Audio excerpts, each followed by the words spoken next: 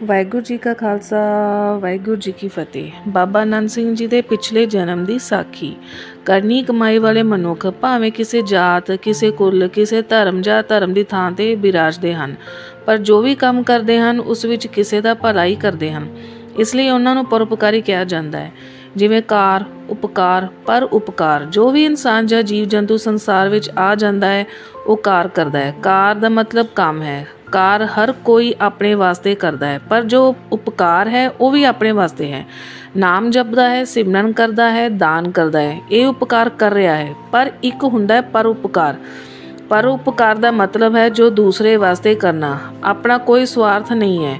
ਉਸ ਦਾ ਨਾਮ ਪਰਉਪਕਾਰ ਹੈ ਅਤੇ ਉਹਨਾਂ ਦਾ ਨਾਮ ਫਿਰ ਪਰਉਪਕਾਰੀ ਪੈ ਜਾਂਦਾ ਹੈ। ਐਸੇ ਪਰਉਪਕਾਰੀ ਪੁਰਸ਼ ਸੰਸਾਰ ਦੇ ਉਸ ਸਮੇਂ ਆਉਂਦੇ ਹਨ ਜਦੋਂ ਲੋਕਾਂ ਦੇ ਅਤ ਚੰਗੇ ਕਰਮ ਹੋਣ, ਅਤੇ ਫਿਰ ਉਸ ਸਮੇਂ ਦਾ ਅਤ ਦੇ ਕਰਮ ਚੰਗੇ ਹੁੰਦੇ ਹਨ। ਜੇ ਕਿਧਰੇ ਐਸੇ ਧਰਮੀ ਪੁਰਸ਼ ਦੇ ਹੱਥ ਰਾਜ ਭਾਗ ਆ ਜਾਵੇ, ਕਿਉਂਕਿ ਆਮ ਕਹਾਵਤ ਹੈ ਤਪੋ ਰਾਜ ਰਾਜੋ ਨਰਕ।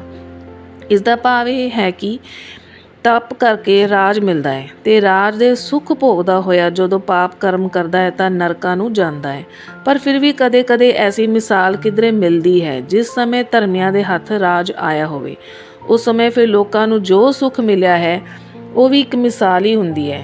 ਜਿਵੇਂ ਮਹਾਰਾਜਾ ਰਣਜੀਤ ਸਿੰਘ ਦਾ ਰਾਜ, ਜਿਸ ਨੇ ਰਾਜ ਭਾਗ ਦੇ ਹੁੰਦਿਆਂ ਰਾਜ ਨੂੰ ਆਪਣਾ ਹੀ ਸਮਝਿਆ, ਸਗੋਂ ਆਪਣੀ ਹਉਮੈ ਵੈਰ ਵਿਰੋਧਤਾ ਨੂੰ ਤਿਆਗ ਕੇ ਗੁਰੂ ਨੂੰ ਹੀ ਮੁੱਖ ਰੱਖਿਆ ਹੈ। ਸੋ ਇਸ ਤਰ੍ਹਾਂ ਦੀਆਂ ਉਦਾਹਰਨਾਂ ਬਹੁਤ ਘੱਟ ਹਨ। ਬਾਬਾ ਜੀ ਨਾਨਕਸਰ ਕਲੇਰਾ ਬਿਰਾਜਮਾਨ ਸਨ। ਸੰਗਤਾਂ ਦੂਰੋਂ ਨੇੜਿਓਂ ਆ ਕੇ ਦਰਸ਼ਨ ਕਰਦੀਆਂ ਹਨ। ਅੱਜ ਇੱਕ ਨਵੇਂ ਪ੍ਰੇਮੀ ਨੂੰ ਤੱਕ ਕੇ ਬਾਬਾ ਜੀ ਨੇ ਪੁੱਛਿਆ, ਭਾਈ ਤੂੰ ਕੌਣ ਹੈ, ਕਿੱਥੋਂ ਆਇਆ ਹੈ, ਤੇਰਾ ਨਾਮ ਕੀ ਹੈ? ਤਾਂ ਉਸਨੇ ਅੱਗੇ ਬੇਨਤੀ ਕੀਤੀ, ਜੀ ਮੇਰਾ ਪਿੰਡ ਕਲੇਰ ਹੈ ਅਤੇ ਨਾਮ ਮੇਰਾ ਕਰਤਾਰ ਸਿੰਘ ਹੈ, ਪਿਤਾ ਦਾ ਨਾਮ ਨਿਧਾਨ ਸਿੰਘ ਹੈ। ਇਹ ਸੁਣ ਬਾਬਾ ਜੀ ਨੇ ਆਖਿਆ, ਪਹਿਲਾਂ ਤਾਂ ਤੈਨੂੰ ਕਦੇ ਦੇਖਿਆ ਨਹੀਂ ਹੈ। ਤਾਂ ਉਸਨੇ ਦੱਸਿਆ, ਜੀ ਮੈਂ ਲਖਨਊ ਨੌਕਰੀ ਕਰਦਾ ਹਾਂ। ਅੱਜ ਕੱਲ੍ਹ ਛੁੱਟੀ ਆਇਆ ਸੀ ਅਤੇ ਦਰਸ਼ਨ ਕਰਨ ਦਾ ਫੁਰਨਾ ਬਣਿਆ ਅਤੇ ਦਰਸ਼ਨ ਕੀਤੇ ਹਨ। ਬਾਬਾ ਜੀ ਨੇ ਪੁੱਛਿਆ, ਲਖਨਊ ਕੀ ਦੇਖਿਆ ਸੁਣਿਆ ਹੈ? ਤਾਂ ਉਸਨੇ ਦੱਸਿਆ, ਜੀ ਕਿ ਇੱਕ ਤਾਂ ਇਹ ਸੁਣਿਆ ਹੈ ਕਿ ਇੱਥੇ ਲਖਨਊ ਵਿੱਚ ਲੱਖ ਨਾਈ ਰਹਿੰਦਾ ਸੀ ਅਤੇ ਜਦੋਂ ਵੀ ਕੋਈ ਉੱਥੇ ਹੋਰ ਨਾਈ ਆ ਜਾਂਦਾ ਸੀ ਤਾਂ ਉਹ ਸਾਰੇ ਲੋਕਾਂ ਆਪਣੇ ਆਏ ਭਾਈਚਾਰੇ ਦੇ ਬੰਦੇ ਨੂੰ ਇੱਕ ਇੱਕ ਇੱਟ 'ਤੇ ਇੱਕ ਰੁਪਇਆ ਮਦਦ ਵਜੋਂ ਦਿੰਦੇ ਸਨ, ਜਿਸ ਕਾਰਨ ਉਸਨੂੰ 1 ਲੱਖ ਰੁਪਇਆ ਇਕੱਠਾ ਹੋ ਜਾਂਦਾ ਸੀ ਅਤੇ ਲੱਖ ਇੱਟ ਮਿਲ ਜਾਂਦੀ ਸੀ। ਇੱਟਾਂ ਨਾਲ ਉਹ ਮਕਾਨ ਬਣਾ ਲੈਂਦਾ ਅਤੇ ਰੁਪਈਏ ਨਾਲ ਕਾਰੋਬਾਰ ਚਲਾ ਲਿਆ ਕਰਦਾ ਸੀ। ਇਸੇ ਕਾਰਨ ਹੀ ਉਸ ਦਾ ਨਾਮ ਲਖਨਊ ਸ਼ਹਿਰ ਪੈ ਗਿਆ ਹੈ। ਇਹ ਸੁਣ ਕੇ ਬਾਬਾ ਜੀ ਬਹੁਤ ਪ੍ਰਸੰਨ ਹੋਏ। ਕਹਿਣ ਲੱਗੇ, ਦੇਖੋ ਕਿੰਨਾ ਚੰਗਾ ਗੁਣ ਹੈ ਜੋ ਭਾਈਚਾਰੇ ਪ੍ਰਤੀ ਈਰਖਾ ਬਖੀਲੀ ਨਹੀਂ ਹੈ, ਬਲਕਿ ਉਸਦੀ ਮਦਦ ਕਰਦੇ ਹਨ। ਚੰਗੇ ਗੁਣ ਦੀ ਕਦਰ ਕਰਨੀ ਚਾਹੀਦੀ ਹੈ, ਭਾਵੇਂ ਉਹ ਕੋਈ ਵੀ ਹੋਵੇ। ਈਰਖਾ ਬਖੇਲੀ ਵਿੱਚ ਸੜਨਾ ਨਹੀਂ ਚਾਹੀਦਾ। ਇਹ ਬਚਨ ਕਰਨ ਉਪਰੰਤ ਕਹਿਣ ਲੱਗੇ, ਕੁਝ ਹੋਰ ਦੇਖਿਆ ਹੈ? ਜੀ ਹਾਂ, ਇਹ ਲਖਨਊ ਕਿਸੇ ਸਮੇਂ ਮੁਸਲਮਾਨਾਂ ਦੀ ਰਾਜਧਾਨੀ ਰਹੀ ਹੈ ਅਤੇ ਉੱਥੋਂ 2 ਇਮਾਮ ਅਵਾੜੇ ਹਨ। ਵੱਡੇ ਨੂੰ ਭੁੱਲ ਭੁਲੱਈਆ ਕਹਿੰਦੇ ਹਨ। ਬਾਬਾ ਜੀ ਨੇ ਪੁੱਛਿਆ, ਭੁੱਲ ਭੁਲੱਈਏ ਦਾ ਕੀ ਮਤਲਬ ਹੈ? ਤਾਂ ਕਰਤਾਰ ਸਿੰਘ ਨੇ ਦੱਸਿਆ, ਜੀ ਉਹ 150 ਫੁੱਟ ਲੰਬਾ ਅਤੇ 75 ਫੁੱਟ ਚੌੜਾ ਹੈ ਅਤੇ ਇਸ ਵਿੱਚ ਕੋਈ ਥੰਮ ਨਹੀਂ ਹੈ। ਇਸ ਦੀ ਦੀਵਾਰ 15 ਫੁੱਟ ਚੌੜੀ ਹੈ ਅਤੇ ਪੌੜੀਆਂ ਵੀ ਦੀਵਾਰ ਦੇ ਵਿੱਚ ਹੀ ਹਨ ਅਤੇ 1000 ਦਰਵਾਜ਼ਾ ਵੀ ਦੀਵਾਰ ਦੇ ਵਿੱਚ ਹੀ ਹੈ। ਦੀਵਾਰ ਦੀ ਚਿਣਾਈ ਚੂਨਾ ਇੱਟਾਂ ਤੇ ਸੁਰਖੀ ਨਾਲ ਹੈ। ਸੀਮੈਂਟ, ਲੋਹਾ, ਲੱਕੜੀ ਕਿਤੇ ਨਹੀਂ ਵਰਤਿਆ ਹੋਇਆ। ਪੌੜੀਆਂ ਦਾ ਅੱਬਲ ਤਾਂ ਕਿਸੇ ਨੂੰ ਪਤਾ ਹੀ ਨਹੀਂ ਲੱਗਦਾ, ਪਰ ਜੇ ਕੋਈ ਪੌੜੀਆਂ ਉੱਪਰ ਚੜ੍ਹ ਵੀ ਜਾਵੇ ਤਾਂ ਆਪ ਇਕੱਲਾ ਵਾਪਸ ਨਹੀਂ ਆ ਸਕਦਾ। ਭੁੱਲ ਭੁਲੇਖੇ ਵਿੱਚ ਤੁਰਿਆ ਫਿਰਦਾ ਰਹਿੰਦਾ ਹੈ, ਭਾਵੇਂ ਯਤਨ ਕਿਤਨਾ ਮਰਜ਼ੀ ਕਰ ਲਵੇ, ਬਿਨਾਂ ਦੱਸੇ ਪਤਾ ਨਹੀਂ ਲੱਗਦਾ। ਸੋ ਇਸ ਤਰ੍ਹਾਂ ਦੀਆਂ ਬੇਅੰਤ ਸਿਫਤਾਂ ਹਨ। ਬਣਾਉਣ ਅਤੇ ਬਣਵਾਉਣ ਵਾਲੇ ਨੇ ਕਮਾਲ ਹੀ ਕਰ ਦਿੱਤੀ ਹੈ ਅਤੇ ਇਹ ਭੁੱਲ ਭੁਲੱਈਆ ਜੋ ਹੈ ਇਹ ਨਵਾਬ ਆਸਿਫ ਦੌਲਾ ਨੇ ਬਣਾਇਆ ਹੈ। ਇਹ ਸੁਣ ਕੇ ਬਾਬਾ ਜੀ ਨੇ ਫਰਮਾਇਆ, ਹਾਂ ਭਾਈ, ਇਹ ਨਵਾਬ ਆਸਿਫ ਦੌਲਾ ਚੰਗਾ ਧਰਮੀ ਰਾਜਾ ਹੋਇਆ ਹੈ। ਇੱਕ ਵਾਰੀ ਕਾਲ ਪੈ ਗਿਆ ਅਤੇ ਸਾਰੇ ਪਾਸੇ ਹਾਹਾਕਾਰ ਮਚ ਗਈ ਹੈ। ਲੋਕਾਂ ਨੇ ਜਾ ਕੇ ਰਾਜੇ ਪਾਸ ਫਰਿਆਦ ਕੀਤੀ ਤਾਂ ਨਵਾਬ ਨੇ ਸੋਚਿਆ ਕਿ ਬਿਨਾਂ ਕੰਮ ਤੋਂ ਪੈਸੇ ਦੇਣੇ ਠੀਕ ਨਹੀਂ ਹਨ ਅਤੇ ਇੰਨੇ ਲੋਕਾਂ ਨੂੰ ਰੋਟੀ ਵੀ ਨਹੀਂ ਦਿੱਤੀ ਜਾ ਸਕਦੀ। ਸੋ ਇਹ ਸੋਚ ਵਿਚਾਰ ਕੇ ਰਾਜੇ ਨੇ ਭੁੱਲ ਭੁਲੱਈਆਂ ਬਣਾਉਣ ਦਾ ਪ੍ਰੋਗਰਾਮ ਬਣਾ ਦਿੱਤਾ ਅਤੇ 25 ਪੈਸੇ ਦਿਹਾੜੀ ਦੇਣ ਦਾ ਐਲਾਨ ਕੀਤਾ। ਇਹ ਸੁਣ ਕੇ ਦੁਨੀਆ ਨੂੰ ਸੁੱਖ ਦਾ ਸਾਹ ਆਇਆ ਅਤੇ ਸਭ ਕੋਈ ਕੰਮ ਕਰਨ ਲੱਗਾ। ਪਰ ਜੋ ਅਮੀਰ ਲੋਕ ਸਨ, ਕੰਮ ਨਹੀਂ ਸਨ ਕਰ ਸਕਦੇ, ਉਹਨਾਂ ਦੀ ਹਾਜ਼ਰੀ ਲਾ ਕੇ ਪੈਸੇ ਦੇ ਦਿੱਤੇ ਜਾਂਦੇ ਸਨ। ਜਦੋਂ ਇਹ ਕੰਮ ਪੂਰਾ ਹੋ ਗਿਆ ਤਾਂ ਰਾਜੇ ਨੇ ਹੁਕਮ ਕੀਤਾ ਕਿ ਜੋ ਵੀ ਆਪਣੇ ਘਰ ਦਾ ਕੂੜਾ ਕਰਕਟ ਇੱਥੇ ਲਿਆ ਕੇ ਸੁੱਟ ਦੇਵੇਗਾ ਉਸ ਨੂੰ ਰਾਸ਼ਨ ਦੇ ਦਿੱਤਾ ਜਾਵੇਗਾ। ਇਹ ਸੁਣ ਕੇ ਲੋਕਾਂ ਨੇ ਇਸੇ ਤਰ੍ਹਾਂ ਕੀਤਾ। ਇਸ ਕਾਰਨ ਉੱਥੇ ਕੂੜੇ ਦੇ ਢੇਰ ਲੱਗ ਗਏ। ਇਹ ਜੋ ਕੁਝ ਵੀ ਰਾਜਾ ਕਰ ਰਿਹਾ ਸੀ ਇਹ ਸਭ ਲੋਕਾਂ ਦੇ ਭਲੇ ਵਾਸਤੇ ਸੀ, ਪਰ ਫਿਰ ਵੀ ਰੱਬ ਵੱਲੋਂ ਇਮਤਿਹਾਨ ਦੇ ਪਰਚੇ ਪੈਂਦੇ ਹਨ, ਇਸ ਲਈ ਇਹ ਇਮਤਿਹਾਨ ਦਾ ਪਰਚਾ ਰਾਜੇ ਉੱਪਰ ਆ ਪਿਆ। ਸੋ ਇਸ ਤਰ੍ਹਾਂ ਸੀ। ਇੱਕ ਦਿਨ ਇੱਕ ਸੁੰਦਰ ਇਸਤਰੀ ਰਾਜੇ ਦੇ ਸਾਹਮਣੇ ਆ ਕੇ ਖੜੋ ਗਈ। ਰਾਜੇ ਨੇ ਪੁੱਛਿਆ, ਤੂੰ ਕੌਣ ਹੈ? ਤਾਂ ਉਸਨੇ ਦੱਸਿਆ, ਮੈਂ ਲక్ష్ਮੀ ਹਾਂ। ਤੂੰ ਕਿਸ ਵਾਸਤੇ ਆਈ ਹੈ? ਆਖਿਆ, ਜਿੱਥੇ ਦਲਿੱਦਰ ਆ ਜਾਵੇ ਮੈਂ ਉੱਥੇ ਨਹੀਂ ਰਹਿੰਦੀ। ਜੇ ਰਾਜੇ ਨੇ ਆਖਿਆ, ਤੇਰੀ ਮਰਜ਼ੀ ਹੈ, ਮੈਂ ਤਾਂ ਜੋ ਬਚਨ ਕਰ ਬੈਠਾ ਹਾਂ ਉਹ ਪੱਥਰ 'ਤੇ ਲੀਕ ਹੈ। ਲక్ష్ਮੀ ਚਲੀ ਗਈ। ਪਰ ਲక్ష్ਮੀ ਦੇ ਜਾਣ ਦੀ ਦੇਰ ਸੀ ਕਿ ਸਭ ਖਜ਼ਾਨੇ ਖਾਲੀ ਹੋ ਗਏ। ਸਾਰੇ ਸ਼ਹਿਰ ਵਿੱਚ ਹਾਹਾਕਾਰ ਮਚ ਗਈ। ਫਿਰ ਇੱਕ ਦਿਨ ਸੁੰਦਰ ਲੜਕਾ ਰਾਜੇ ਦੇ ਸਾਹਮਣੇ ਆਣ ਹਾਜ਼ਰ ਹੋਇਆ। ਉਸਨੂੰ ਪੁੱਛਿਆ, ਤੂੰ ਕੌਣ ਹੈ? ਤਾਂ ਉਸਨੇ ਦੱਸਿਆ, ਮੈਂ ਕਲਪਬ੍ਰਿਛ ਹਾਂ, ਅਤੇ ਜਿੱਥੇ ਦਲਿੱਦਰ ਆ ਜਾਵੇ, ਲక్ష్ਮੀ ਚਲੀ ਜਾਵੇ, ਉੱਥੇ ਮੈਂ ਨਹੀਂ ਰਹਿ ਸਕਦਾ। ਮੈਂ ਚੱਲਿਆ ਹਾਂ। ਤਾਂ ਰਾਜੇ ਆਖਿਆ, ਤੇਰੀ ਮਰਜ਼ੀ, ਜਾਂਦਾ ਹੈ ਤਾਂ ਜਾ। ਬਸ ਉਸਦੇ ਜਾਣ ਦੀ ਦੇਰ ਹੀ ਸੀ ਕਿ ਅੰਨ ਦਾ ਭੰਡਾਰ ਸਾਰਾ ਮਿੱਟੀ ਹੋ ਗਿਆ। ਸ਼ਹਿਰ ਵਿੱਚ ਹਾਹਾਕਾਰ ਮਚ ਗਈ, ਪਰ ਰਾਜੇ ਨੇ ਕੋਈ ਪਰਵਾਹ ਨਹੀਂ ਕੀਤੀ। ਕੁਝ ਦਿਨਾਂ ਬਾਅਦ ਇੱਕ ਸੁੰਦਰ ਲੜਕੀ ਨੇ ਆ ਕੇ ਨਮਸਕਾਰ ਕੀਤੀ ਅਤੇ ਦੱਸਿਆ ਕਿ ਮੈਂ ਕਾਮਦੇਨ ਗਾਉਂ ਹਾਂ, ਉੱਥੇ ਹੀ ਨਹੀਂ ਰਹਿ ਸਕਦੀ। ਜਿੱਥੋਂ ਲక్ష్ਮੀ ਚਲੀ ਜਾਵੇ, ਕਲਪਬ੍ਰਿਛ ਚਲਾ ਜਾਵੇ ਅਤੇ ਦਲਿੱਦਰ ਆ ਜਾਵੇ। ਰਾਜੇ ਨੇ ਆਖਿਆ, ਤੇਰੀ ਮਰਜ਼ੀ ਹੈ। ਸੋ ਕਾਮਦੇਨੂ ਵੀ ਚਲੀ ਗਈ। ਕਾਮਦੇਨ ਦੇ ਜਾਣ ਦੀ ਦੇਰੀ ਸੀ ਕਿ ਉਸੇ ਵੇਲੇ ਦੁੱਧ, ਦਹੀਂ, ਮੱਖਣ, ਘੀ ਸਾਰੇ ਪਦਾਰਥ ਅਲੋਪ ਹੋ ਗਏ। ਰਾਜ ਘਰਾਣੇ ਵਿੱਚ ਸਭ ਚਿੰਤਾਤੁਰ ਹੋ ਗਏ, ਪਰ ਰਾਜਾ ਅਡੋਲ ਬੈਠਾ ਹੈ। ਇੱਕ ਦੋ ਦਿਨ ਬਾਅਦ ਫਿਰ ਇੱਕ ਲੜਕੀ ਨੇ ਆ ਕੇ ਰਾਜੇ ਨੂੰ ਨਮਸਕਾਰ ਕੀਤੀ। ਰਾਜੇ ਨੇ ਉਸ ਲੜਕੀ ਨੂੰ ਤੱਕ ਕੇ ਪੁੱਛਿਆ, ਤੂੰ ਕੌਣ ਹੈ? ਕੀ ਕਰਨ ਆਈ ਹੈ? ਲੜਕੀ ਨੇ ਹੱਥ ਜੋੜ ਕੇ ਆਖਿਆ, ਜੀ ਮੈਂ ਚਿੰਤਾਮਣੀ ਹਾਂ। ਇਹ ਸੁਣ ਕੇ ਰਾਜੇ ਨੇ ਪੁੱਛਿਆ, ਤੂੰ ਕੀ ਚਾਹੁੰਦੀ ਹੈ? ਤਾਂ ਉਸਨੇ ਆਖਿਆ, ਜੀ ਮੈਂ ਵੀ ਇੱਥੋਂ ਜਾਣਾ ਚਾਹੁੰਦੀ ਹਾਂ। ਕਿਉਂ? ਚਿੰਤਾਮਣੀ ਨੇ ਦੱਸਿਆ, ਜੀ ਜਿੱਥੋਂ ਕਲਪਬ੍ਰਿਛ, ਕਾਮਦੇਨ, ਲక్ష్ਮੀ ਵਗੈਰਾ ਚਲੇ ਜਾਣ ਉੱਥੇ ਮੈਂ ਨਹੀਂ ਟਿਕ ਸਕਦੀ, ਇਸ ਲਈ ਮੈਨੂੰ ਆਗਿਆ ਦਿਓ। ਰਾਜੇ ਨੇ ਆਖਿਆ, ਵਈ ਤੇਰੀ ਮਰਜ਼ੀ ਹੈ। ਬਸ ਚਿੰਤਾਮਣੀ ਦੇ ਜਾਣ ਦੀ ਦੇਰ ਸੀ। ਰਾਜਾ ਦਾ ਝੱਲਿਆ ਦੀ ਤਰ੍ਹਾਂ ਹੋ ਗਿਆ, ਆਪਣੇ ਹੋਸ਼ ਹਵਾਸ ਗਵਾ ਬੈਠਾ, ਪਾਗਲਾਂ ਦੀ ਤਰ੍ਹਾਂ ਗੱਲਾਂ ਕਰਦਾ ਹੈ, ਪਰ ਇੱਕ ਧਰਮ ਦਾ ਆਸਰਾ ਹੈ, ਇਸ ਕਾਰਨ ਡੋਲਿਆ ਨਹੀਂ। ਬਾਕੀ ਜੋ ਧਰਮੀ ਹੁੰਦੇ ਹਨ ਉਹਨਾਂ ਦੀ ਨਿਰੰਕਾਰ ਰੱਖਿਆ ਕਰਦਾ ਹੈ। ਬੇਸ਼ੱਕ ਇਮਤਿਹਾਨ ਦਾ ਪਰਚਾ ਪਾਉਂਦਾ ਹੈ, ਪਰ ਨਾਲ ਕਿਰਪਾ ਵੀ ਕਰਦਾ ਹੈ। ਸੋ ਇਸੇ ਤਰ੍ਹਾਂ ਇਸ ਧਰਮ ਦਾ ਆਸਰਾ ਹੋਣ ਕਰਕੇ ਅਡੋਲਤਾ ਪ੍ਰਾਪਤ ਹੈ। ਕੁਝ ਦਿਨਾਂ ਬਾਅਦ ਰਾਜੇ ਨੇ ਤੱਕਿਆ, ਸਾਹਮਣੇ ਇੱਕ ਸੁੰਦਰ ਬਾਲਕ, ਜਿਸਦੇ ਚਿੱਟੇ ਦੁੱਧ ਵਰਗੇ ਬਸਤਰ ਤੇ ਕੋਮਲ ਮੁਖੜਾ, ਸੁੰਦਰ ਅੱਖਾਂ ਰਾਜੇ ਦੇ ਸਾਹਮਣੇ ਆਣ ਖੜਾ ਹੋਇਆ ਤੇ ਕੋਮਲ ਹੱਥ ਜੋੜੇ ਅਤੇ ਨਮਸਕਾਰ ਕੀਤੀ। ਰਾਜੇ ਨੇ ਤੱਕਿਆ ਅਤੇ ਪੁੱਛਿਆ, ਆਓ ਬਾਲਕ, ਤੁਸੀਂ ਕੌਣ ਹੋ ਅਤੇ ਕੀ ਚਾਹੁੰਦੇ ਹੋ? ਬਾਲਕ ਨੇ ਆਖਿਆ, ਜੀ ਮੈਂ ਧਰਮ ਹਾਂ ਅਤੇ ਹੁਣ ਮੈਂ ਜਾਣਾ ਚਾਹੁੰਦਾ ਹਾਂ, ਮੈਨੂੰ ਵੀ ਬਾਕੀਆਂ ਵਾਂਗ ਇਜਾਜ਼ਤ ਦਿੱਤੀ ਜਾਵੇ। ਜਿਸ ਵੇਲੇ ਧਰਮ ਨੇ ਇਹ ਗੱਲ ਆਖੀ ਤਾਂ ਰਾਜੇ ਨੇ ਇੱਕਦਮ ਅੱਗੇ ਹੋ ਕੇ ਲੜਕੇ ਦੀ ਬਾਂਹ ਫੜ ਲਈ ਅਤੇ ਆਖਿਆ, ਉਹ ਭਲੇ ਮਾਨਸਾ, ਮੈਂ ਤੇਰੀ ਖਾਤਰ ਦਾ ਸਭ ਕਿਸੇ ਨੂੰ ਤਿਲਾਂਜਲੀ ਦਿੱਤੀ ਹੈ, ਸਭ ਕਾਸੇ ਦਾ ਤਿਆਗ ਕੀਤਾ ਹੈ, ਤੇ ਜੇ ਹੁਣ ਤੂੰ ਵੀ ਚਲਾ ਜਾਵੇ ਤਾਂ ਮੇਰੇ ਪਾਸ ਹੋਰ ਹੈ ਹੀ ਕੀ।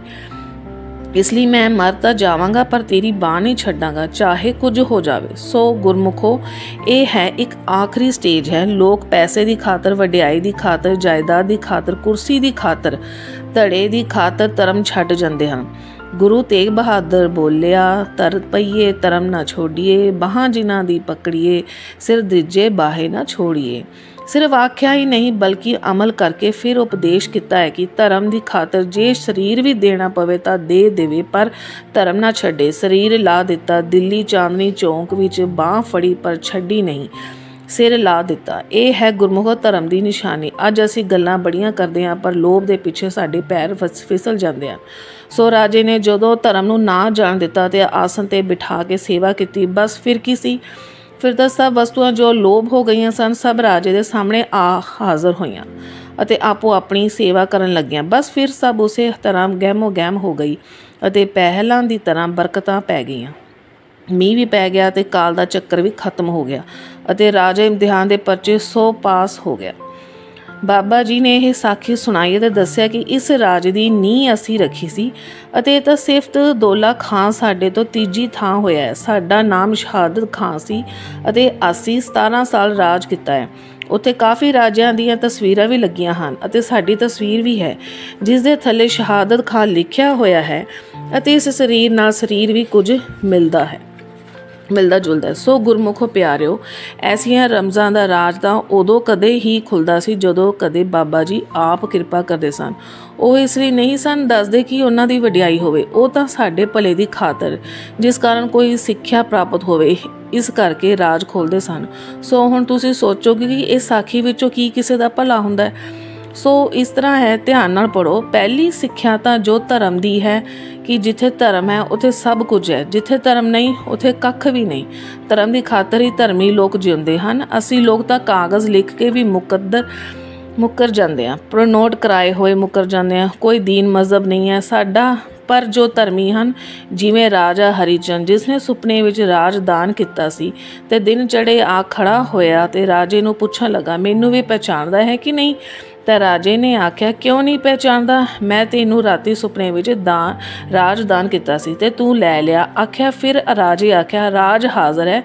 उसने आख्या ओ सी बात सुपने दी, जे ना देना चाहे तो तेरी मर्जी। आख्या क्यों ना देना चाह, गुरमुखा दा जागना सोना एक है, क्या सवना क्या जागना गुरमुख ते परवान। सुपने विच किते दान नूं सच समझ के राज उसदे हवाले कर दिता। गल कर लैनी लिख लैनी बड़ी सौखी है, पर असी तां मंगते नूं 1 रुपया देण लगीए तां दिल नूं कुछ हुंदा है, पर जिसने राजदान करना होवे ते पिछे कुछ ना रह गया होवे कोई मामूली गल है। सिर्फ पढ़न सुनन विच ही ना विश्वास करिया करो। सो इस तरह धर्म निभाउण वालियां दी अनेकां उदाहरणां हन। सो आसिफ दौला खां दी इस साखी विचों भी धर्म की गल सामने आउंदी है। ते दूसरी गल, जिहड़े लोग अज जातां पातां दे चक्कर विच पए हन ਉਹ लोग कितने भुल्लड़ ਅਤੇ ਮਨਮੁਖ ਹਨ। ਉਹ ਭਲੇ ਲੋਕੋ, ਜਦੋਂ ਕਲਗੀਧਰ ਪਾਤਸ਼ਾਹ ਨੇ ਸਭ ਵਾਸਤੇ ਬਚਨ ਕਰ ਦਿੱਤਾ ਕਿ ਜਦੋਂ ਕੋਈ ਅੰਮ੍ਰਿਤ ਛਕ ਲਵੇ ਉਸਦੀ ਕੋਈ ਜਾਤ ਪਾਤ ਹੀ ਨਹੀਂ ਹੈ, ਤੇ ਫਿਰ ਜੇ ਅਸੀਂ ਬਚਨ ਨੂੰ ਨਹੀਂ ਮੰਨਦੇ ਤਾਂ ਫਿਰ ਸਮਝੋ ਅਸੀਂ ਸਿੱਖ ਹੀ ਨਹੀਂ ਆ। ਇਸ ਲਈ ਉਸ ਨਾਲੋਂ ਸਾਂਝ ਤੋੜ ਲੈਣੀ ਚਾਹੀਦੀ ਹੈ। ਜੋ ਗੁਰੂ ਦਾ ਨਹੀਂ ਬਣਿਆ ਉਹ ਹੋਰ ਕਿਸੇ ਦਾ ਕੀ ਬਣੇਗਾ। ਕਲਗੀਧਰ ਪਾਤਸ਼ਾਹ ਨੇ ਤਾਂ ਇੰਨਾ ਕਰੜਾ ਬਚਨ ਉਸ ਲਈ ਆਖਿਆ, ਜ਼ਰਾ ध्यान ना सुनो। अमृत को पानी कहे सिक्की पूछे जात, कहे गोबिंद सिंह नंद लाल जी सिद्धा जमपुर जात। हो के सिख ਅਤੇ ਅੰਮ੍ਰਿਤ ਨੂੰ ਧੱਕ ਕੇ ਆਖੇ ਇਹ ਤਾਂ ਪਾਣੀ ਹੈ, ਉਸ ਲਈ ਸਾਹਿਬ ਆਖਦੇ ਹਨ ਉਹ ਨਰਕਾਂ ਵਿੱਚ ਜਾਵੇਗਾ। ਤੇ ਦੂਜਾ ਜੋ ਸਿੱਖ ਹੋ ਕੇ ਕਿਸੇ ਸਿੱਖ ਨੂੰ ਪੁੱਛੇ ਤੇਰੀ ਜਾਤ ਕੀ ਹੈ ਤਾਂ ਸਾਹਿਬ ਆਖਦੇ ਹਨ ਉਹ ਵੀ ਨਰਕਾਂ ਨੂੰ ਜਾਵੇਗਾ। ਹੁਣ ਦੋਸਤੋ ਇਸ ਗੱਲ ਵਿੱਚ ਕੋਈ ਸ਼ੱਕ ਦੀ ਗੁੰਜਾਇਸ਼ ਹੈ। ਸੋ ਇਸ ਸਾਖੀ ਤੋਂ ਭਾਵ ਮਿਲਦਾ ਹੈ ਕਿ ਮੁਸਲਮਾਨ ਹੋਵੇ, ਹਿੰਦੂ ਹੋਵੇ, ਸਿੱਖ ਜਾਂ ਈਸਾਈ ਹੋਣਾ ਮਾੜਾ ਨਹੀਂ ਜੇ ਉਸ ਕੋਲ ਧਰਮ ਹੈ, ਪਰ ਉਹ ਸਦਾ ਮਾੜਾ ਹੈ ਜਿਸ ਕੋਲ ਧਰਮ ਨਹੀਂ ਹੈ, ਭਾਵੇਂ ਉਹ ਸਿੱਖ ਹੋਵੇ ਚਾਹੇ ਸੰਤ ਹੋਵੇ। ਜੇ ਇਸ ਕੋਲ ਧਰਮ ਨਹੀਂ ਹੈ ਤਾਂ ਉਸ ਕੋਲ ਕੱਖ ਵੀ ਨਹੀਂ ਹੈ। ਪੁੱਚੋ ਭਾਲੇ ਬਾਬਾ ਜੀ ਆਖਦੇ ਸਨ ਕਿ ਨੰਦ ਸਿੰਘ 6 ਜਨਮਾਂ ਦੀ ਰਿਖੀ ਹੈ। 6 ਜਨਮ ਸਾਨੂੰ ਹੋ ਗਏ ਹਨ ਇਸ ਸੰਸਾਰ ਵਿੱਚ ਆਉਂਦਿਆਂ ਤੇ 6 ਜਨਮ ਨੰਦ ਸਿੰਘ ਨੂੰ।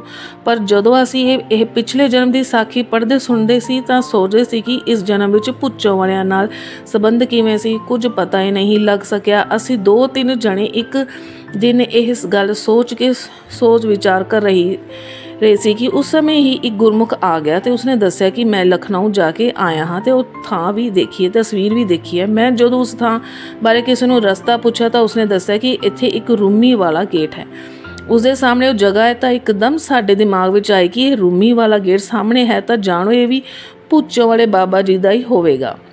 ਤੇ ਕੁਝ ਸਮੇਂ ਬਾਅਦ ਜਦੋਂ ਮੈਂ ਦਿੱਲੀ ਕਰੋਲ ਬਾਗ ਵਿਖੇ ਸੰਤ ਸੁਜਾਨ ਸਿੰਘ ਜੀ ਦੀ ਕੀਰਤਨ ਵਾਲੀ ਕੈਸਟ ਰਾਹੀਂ ਉਹਨਾਂ ਦੇ ਸਥਾਨ 'ਤੇ ਭਲੀ ਸੁਹਾਵੀ ਵਾਲਾ ਕੀਰਤਨ ਸੁਣ ਰਿਹਾ ਸੀ ਤਾਂ ਇਸ ਵਿੱਚ ਉਹਨਾਂ ਨੇ ਜੋ ਜ਼ਿਕਰ ਕੀਤਾ ਤਾਂ ਮਨ ਦਾ ਸਾਰਾ ਸੰਸਾਈ ਦੂਰ ਹੋ ਗਿਆ। ਉਹਨਾਂ ਨੇ ਦੱਸਿਆ ਕਿ ਜਦੋਂ ਬਾਬਾ ਨੰਦ ਸਿੰਘ ਜੀ ਲਖਨਊ ਦੇ ਨਵਾਬ ਸਨ, ਇੱਕ ਵਾਰੀ ਜੰਗ ਕਰਨ ਵਾਸਤੇ ਤਿਆਰੀ ਕੀਤੀ ਤਾਂ ਪੁੱਚੋ ਵਾਲਿਆਂ ਨੇ ਦੇਖਿਆ ਕਿ ਇਹ ਤਾਂ ਸਾਡਾ ਹੈ ਤੇ ਹੁਣ ਇਹ ਪਾਪ ਕਰੇਗਾ। ਤਾਂ ਪੁੱਚੋ ਵਾਲਿਆਂ ਨੇ ਬਾਬਾ ਜੀ ਦੀ ਬਾਂਹ ਫੜ ਲਈ ਤੇ ਆਖਿਆ ਤਪੋ ਰਾਜ ਤੇ ਰਾਜੋ ਨਰਕ। ਤਪ ਕਰਕੇ ਰਾਜ ਮਿਲਿਆ ਤੇ ਹੁਣ ਜੰਗ ਕਰੇਗਾ, ਕਿੰਨੇ ਲੋਕ ਮਾਰੇ ਜਾਣਗੇ, ਕਿਤਨੀਆਂ ਵਿਧਵਾ ਹੋ ਜਾਣਗੇ। ਤਾਂ ਬਾਬਾ ਜੀ ਨੇ ਉੱਥੇ ਹੀ ਹਥਿਆਰ ਸੁੱਟ ਦਿੱਤੇ ਤੇ ਰਾਜ ਬਾਗ ਛੱਡ ਦਿੱਤਾ, ਪੁੱਚੋ ਵਾਲਿਆਂ ਨਾਲ ਤੁਰ ਪਏ। ਇਹ ਜ਼ਿਕਰ ਸੁਣ ਕੇ ਜੋ ਮਨ ਦਾ ਸੰਸਾ ਸੀ ਕਿ ਉਸ ਜਨਮ ਵਿੱਚ ਪੁੱਚੋ ਵਾਲਿਆਂ ਨਾਲ ਸੰਬੰਧ ਦਾ ਜ਼ਿਕਰ ਸਾਹਮਣੇ ਨਹੀਂ ਆਇਆ, ਪਰ ਬਾਬਾ ਜੀ ਨੇ ਕਿਰਪਾ ਕਰਕੇ ਆਪ ਹੀ ਵਿਧ ਬਣਾ ਕੇ ਸੰਸਾ ਦੂਰ ਕਰ ਦਿੱਤੀ।